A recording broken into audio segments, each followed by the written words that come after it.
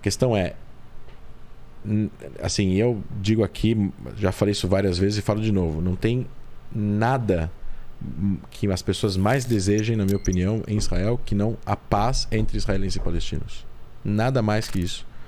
Acho que... Mas pra gente vendo de fora, por que não acontece, né?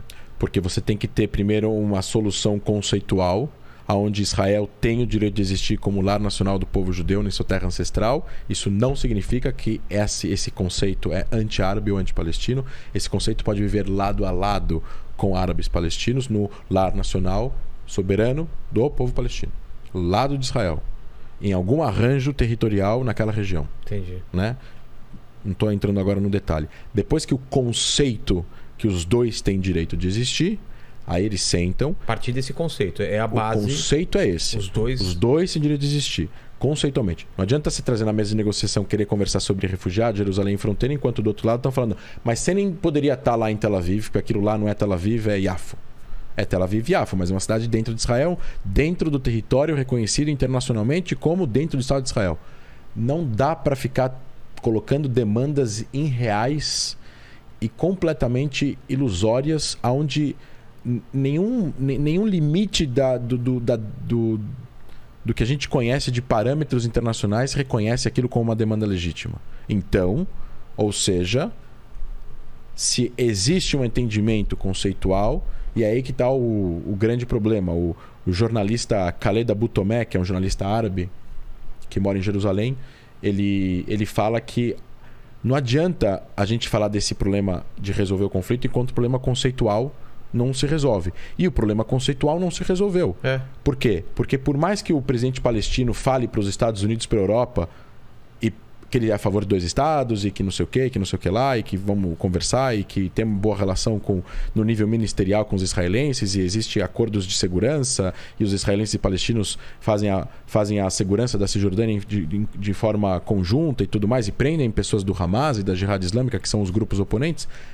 Mas se ele, no discurso árabe interno lá dentro de Ramallah, da Muqata, que é o palácio presidencial palestino, se enquanto ele não falar com alto e bom som que acabou, que tem que fazer um acordo, que Israel tem o direito de existir como lar nacional do povo judeu, e que ele tem que aceitar a existência de Israel no território que ele já está estabelecido e fazer um acordo técnico, enquanto ele não falar isso, ele está preso na sua própria narrativa, na sua própria retórica. A sua própria retórica com o povo palestino faz com que o povo palestino não apoie que ele faça um acordo com Israel. Se você for fazer uma pesquisa de opinião, muitos não acham que é legítimo que Israel exista. Mas se você mudar a tua retórica, a tua narrativa interna para uma narrativa que o outro pode existir, você vai acabar não sendo mais refém de uma retórica que o outro não pode mais existir. Não sei se ficou claro. Para mim ficou. Deixa eu tentar colocar em outras palavras aqui. Vamos fazer uma metáfora aqui. O Leni, ele quer tomar o meu lugar aqui. Não dá para ter essa mesa. Mas eu entendi. Se vocês dois agora aceitam, cada um tem a sua mesa, vocês podem agora discutir onde vocês vão marcar a fronteira. A minha mesa não tá legal aqui. Mas enquanto o Leni não acha que você tem direito de ter essa mesa, vocês não podem nem decidir onde é a fronteira. É mais ou menos isso. Porque não tem nem como começar uma discussão. E eles, dentro dos jornais, dentro das rádios, dentro do sistema educacional palestino, eu não estou generalizando, mas eu estou colocando de uma forma bastante ampla, existe uma narrativa imposta por causa da história. Existe história de sofrimento, existe história de morte, existe história de refúgio, existe muitas coisas ruins que aconteceram com ele, infelizmente, por causa das guerras com Israel e por causa do tratamento que eles receberam dos árabes também, das nações árabes. Então tem muita coisa ruim. Então foi estabelecido, foi criado, acabou surgindo ao longo da história, principalmente porque assim, os acordos de Oslo, que eu falei aqui a primeira vez, que trouxeram a criação da Autoridade Nacional Palestina. Agora, antes disso, era o OLP, que era uma organização terrorista, que lutava contra Israel. E a narrativa deles era muito clara, destruir Israel. Então, na hora que eles aceitam, de uma certa forma, criar a Autoridade Nacional Palestina, ainda sobra muita coisa que eles não mudam dentro dessa desse sistema, dessa narrativa, desse sistema de... Não estou falando a narrativa deles é errada. A narrativa nacional palestina traz elementos de nacionalismo palestino. É legítimo. Mas enquanto essa narrativa vier acompanhada de os judeus não têm direito a um Estado, não tem solução. Porque os judeus já estão lá, já estão estabelecidos, já há um Estado e esse Estado é um dos mais fortes militarmente do mundo. Então ele não vai ir para nenhum outro lugar. É isso que as pessoas não entendem. Mas você acha que isso retroalimenta esse poder do Hamas? Não. O que eu quero dizer é o seguinte... retroalimenta o poder do Hamas, entendeu, né? mas a autoridade palestina, como governo legítimo, entre aspas, teria que se ele teria que se descolar disso. O Hamas usa essa narrativa, mas a autoridade palestina deveria usar uma narrativa do tipo assim: vamos pressionar ao máximo, que Israel ceda ao máximo, mas a gente aceita o conceito de que vocês têm direito de estar aqui. Mas em inglês ele fala na CNN que sim, em Al Jazeera em árabe ele fala que não. Mas isso não é uma opinião minha, é só ligar lá e ver quem fala as línguas e ver. Eu escuto as mídias do Oriente Médio todo e dá para ver a diferença entre um e outro. Isso é uma pesquisa, isso é pesquisa acadêmica, isso é de campo. Dá para ver exatamente o que ele fala dentro do jornal em Ramallah e dentro de um jornal Washington Post nos Estados Unidos. Ele quer pintar uma ideia para os americanos de pró-paz, de pró-disposto a negociações, e para lá ele pinta a ideia do líder que não vai abrir mão de absolutamente nada da Palestina histórica, que eles chamam de histórica, que é toda a região. Israel não existe no que eles chamam de Palestina histórica. Eles deixam de propósito a Jordânia de lado, porque a Jordânia faz parte da Palestina histórica, mas já existe um país árabe lá, então não é meu inimigo porque é um outro país árabe. É aí que está a questão. Enquanto não resolver o problema conceitual, não tem como você trazer à mesa as questões técnicas. No momento que haja uma solução conceitual através da mudança de retórica, a mudança de retórica só vai existir através da mudança de narrativa interna, e você só muda a narrativa interna através da educação, a mídia, os livros, a academia, o jornalismo interno. Você muda o que você fala e como você fala. Você muda devagarzinho, as gerações vão aprendendo uma cultura de paz e não cultura de guerra e não cultura de ódio. E automaticamente, depois de um certo tempo, você consegue vender para essa mesma população um conceito diferente. Por isso que o problema é conceitual. E a partir desse momento você pode trazer elementos técnicos na mesa para negociar, onde vai ficar a fronteira, sim. Jerusalém, refugiados, assentamentos e tudo mais. O problema não está na negociação em si. Apesar de já tido negociações, eles terem falado não umas 3 vezes. Por que eles falaram não 3 vezes? Não em relação ao que Israel foi, ofereceu 100% território, Jerusalém aqui, não sei o que. Não vem ao caso agora do que Israel ofereceu, que é muito detalhe. Mas Israel foi, ofereceu. Por que eles não fizeram uma contraproposta? Eu quero comprar teu pote de bala. Eu ofereço R$10. Eu falo, não, vale 12. Não, mas você não fala.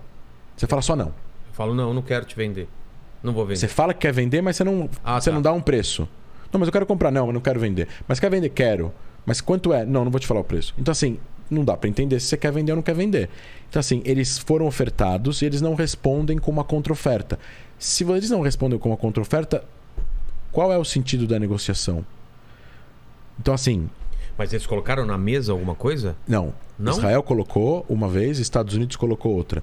Mas Israel aceita a proposta americana. Mas o meu conceito é o seguinte... E parafraseando... Mas qual foi a resposta deles? Eles saíram das negociações em 2000, foram embora de Camp David, lá, a fazenda americana, lá onde o presidente americano tira férias, voltaram para a região, para os territórios palestinos, e 3, 4 meses depois começou a segunda intifada, que foi aquele levante violento que começou a ter atentado suicida com ônibus explodindo para lá e para cá. Vamos lá. Volta de 2000. Era julho de 2000, acaba o Camp David, né? Eles vão embora, não aceitam a proposta que foi dada pelo então primeiro-ministro israelense Ehud Barak. Eles voltam para lá e aí o Arafat, que era o líder palestino, vai fazer uma conferência de imprensa lá na Mucata, em Ramallah. E Mucata é o palácio presidencial, e aí tem jornalistas. E tá Khaled Abu Tomé, jovem jornalista árabe, fala árabe, é um palestino de origem. Ele tá escutando Arafat, e alguém levanta a mão e pergunta: mas senhor presidente, por que você não aceitou? Eles não ofereceram 100%, 97% e tal, não sei o quê. Por que aconteceu que vocês não aceitaram e vocês não deram contraproposta?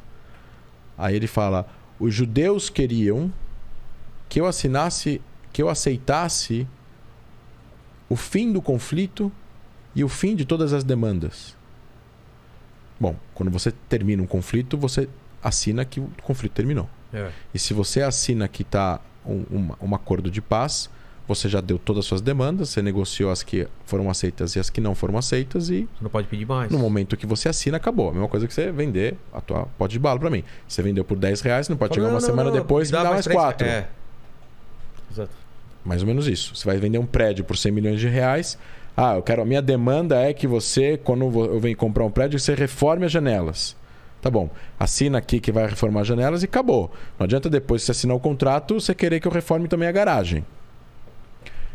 Israel queria que ele assinasse um documento que no fim do documento estaria escrito End of the conflict and end of all demands, que é o fim do conflito e fim de todas as demandas. E ele fala lá na resposta dele, quando foi perguntado, que os judeus queriam... Ele fala judeus, olha que curioso, ele não fala israelense, ele fala judeus. Os israelenses queriam, né? Os judeus queriam que ele assinasse um acordo que terminasse o conflito e que fosse o fim de todas as demandas. E o que ele responde? Ele responde assim, Arafat, para o jornalista: quem sou eu para terminar o conflito? Se eu assinasse uma coisa que terminasse o conflito, eu estaria agora tomando café com Anwar Sadat. O que ele quer dizer com isso? Anwar Sadat foi presidente do Egito, assinou a paz com Israel em 79 e foi assassinado em 81. Pela Irmandade Muçulmana, que é uma organização terrorista, em vários países árabes ela é considerada uma organização terrorista, que assassina o presidente do Egito por ele ter assinado um acordo com Israel. Nossa. O Hamas é a filial da Irmandade Muçulmana em Gaza. É a mesma escola de pensamento, né? O Hamas e a Irmandade Muçulmana. É uma organização, e assim, para que as pessoas entendam, tá? Estamos falando, radicais, terroristas árabes, palestinos são a minoria da população, tá, pessoal? Não é a maioria. A maioria são pessoas de bem, que trabalham, querem cuidar dos seus filhos. São pessoas de bem, não são pessoas violentas. É a minoria da minoria que realmente pega em armas. E mais uma vez, o nome que eles usam não representa necessariamente a religião islâmica, tá? Deixar isso claro aqui para todo mundo escutar, inclusive os que não concordam muito comigo, que nos escutam sempre, né? Vamos lá. Ele quis dizer que se ele aceitasse o fim do conflito, que ele acredita que ele não tem o direito de ser ele o cara que vai aceitar o fim do conflito, ele seria morto, como foi morto Anwar Sadat. Ele acha que ele não tem o direito de terminar o conflito porque o conflito não é só dele. O conflito é do mundo árabe em geral. Como se ele não tivesse o direito de assinar uma coisa que respaldaria, que repele a todos, né? que acaba atingindo a todos os outros países e populações que se veem representadas no conflito pelo lado palestino. Então ele não assina. Enquanto esse problema de eles acharem que o conflito pode ser solucionado sem terminar o conflito e sem terminar as demandas, não tem solução para terminar o conflito. Exato. E aí o que acontece? Você só fica gerenciando ele, você fica só fazendo acordos econômicos que existem, e de sinalização de água, e de mais dinheiro para cá, e mais dinheiro para lá, e constrói uma estrada aqui, e uma força policial aqui, e mais armas aqui.